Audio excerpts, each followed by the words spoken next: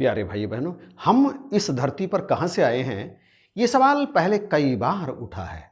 कई लोगों ने कहा हम देवलोक के वासी हैं, तो किसी ने कहा हम ब्रह्मलोक से आए हैं, किसी ने कहा सत्यलोक से आए हैं। मतलब किसी ने कुछ कहा, किसी ने कुछ कहा।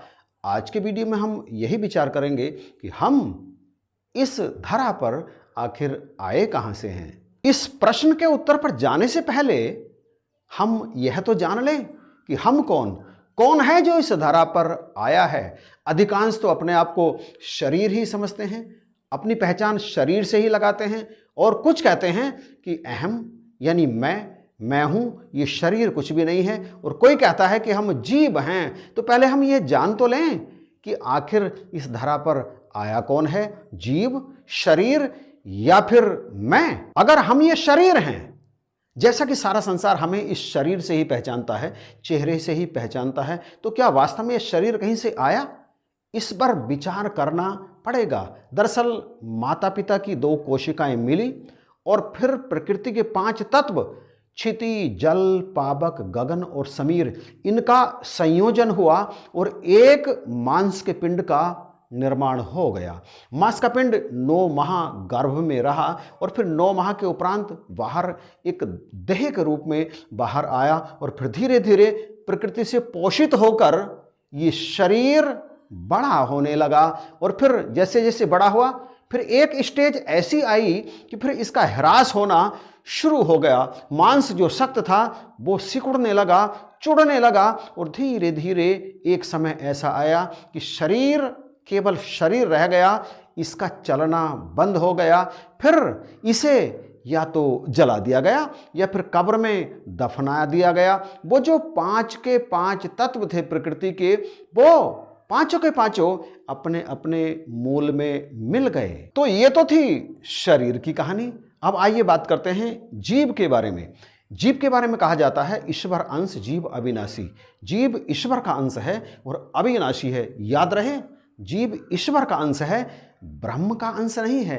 क्योंकि ब्रह्म के बारे में लोमस ऋषि काकभूषण जी को समझाते हुए कहते हैं, लागे करन ब्रह्म उपदेशा, अज अद्वैत अगुण हृदयेशा, अकल अनीहि अनाम अरूपा, अनुभव गम्य अखंड अनूपा, मन गोतीत अमल अविनाशी, निर्विकार निर्बधि सुख राशि। ब्रह्म अजन्मा है, अखंड है, अभेद है, अछेद है, निर्विकार है, इच्छा रहित है, सर्वत्र मौजूद है, हृदय की जानने वाला है और जानने योग्य है। वह ब्रह्म मन और इंद्रियों से परे, निर्मल, निराकार, अभेद्य, अछेद्य, अदाह्य,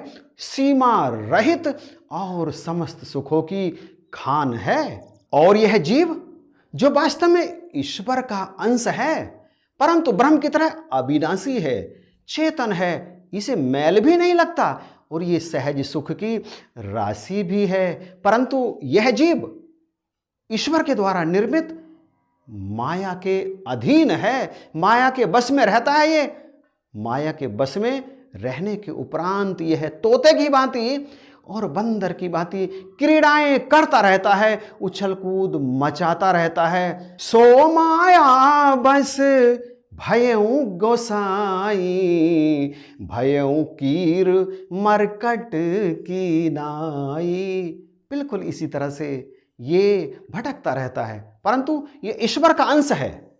ये स्वयं कभी प्रकट नहीं हो सकता। इसे प्रकट होने के लिए शरीर की आवश्यकता होती है। शरीर में आता है, उससे पहले ये अप्रकट रहता है, अव्यक्त रहता है। शरीर समाप्त होता है तो यह भी अव्यक्त हो जाता है। परंतु चूंकि यह जीव ब्रह्म की तरह अविनाशी है, इसलिए इसका नाश नहीं होता। शरीर के छूटने पर भी रहता है और शरीर में आने से पहले भी मौजूद रहता है, परंतु अव्यक्त रूप से, व्यक्त केवल शरीर में ही रहता है। इसी जीव के बारे में संसार के कई लोग कहते हैं कि जीव ब्रह्मलोक का वासी है, जीव सत्यलोक का वासी है, जीव शिवलोक का वासी है।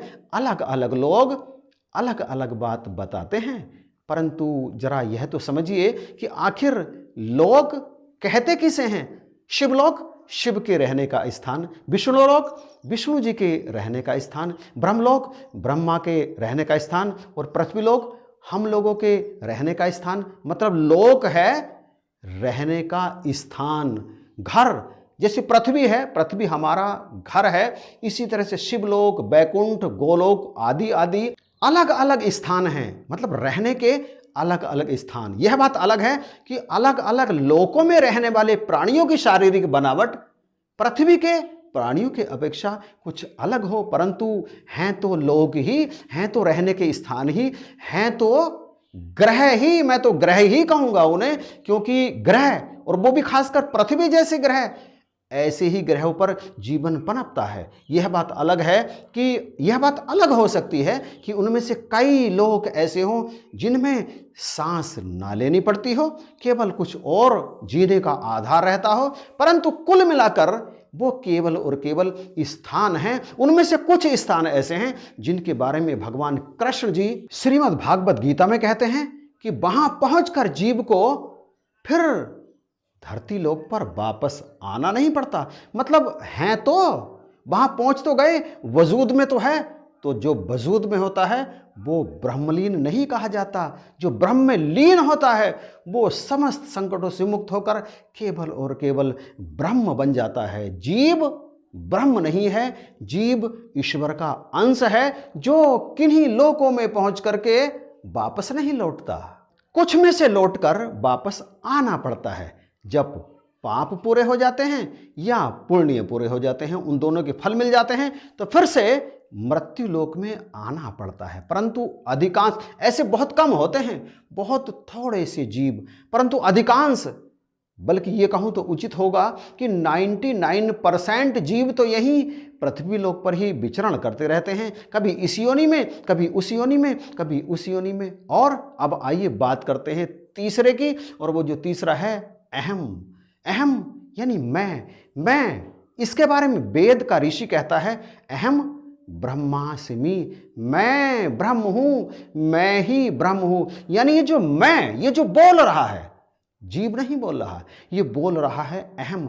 अहम ही संसार में जीव को घुमाता है मुख्य रूप से, परंतु ये अहम ब्रह्म है, ब्रह्म ही अहम है। जब हम अपने अंदर के इस अहम को पहचान लेते हैं तो फिर ये ब्रह्म दिखाई देने लगता है, और इस अहम का ब्रह्म में लीन होना ही वास्तव में ब्रह्मलीन होना है। तो ये सदा यही रहता है, ये भी कहीं से आता नहीं है, ये भी सदा यहीं से रहता है। इस तरह से चाहे जीव है, चाहे अहम है, चाहे ये शरीर है, तीनों कहीं से आए नहीं हैं और ना ही कहीं इन्हें जाना है। ब्रह्म में से ही आए हैं और ब्रह्म में ही जाना है। वास्तव में हकीकत तो यह है कि ब्रह्म में से आए ही नहीं हैं, वास्तव में कोई भी नहीं आया।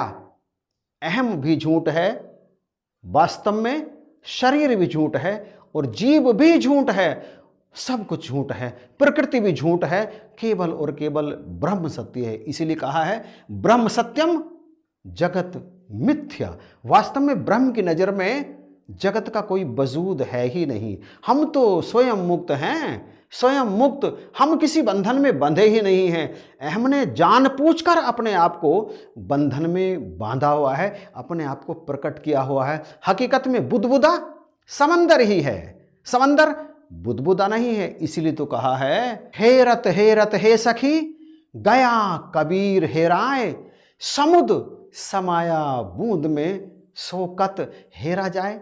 बूंद के अंदर समंदर ही है। अहम मेरे अंदर ब्रह्म ही है, ब्रह्म सत्य जगत मिथ्या। तो बख्शिश करो, कृपा करो, बात निश्चित ही मुझे तो समझ में आ गई। ना कहीं से आए हैं, ना कहीं जाना।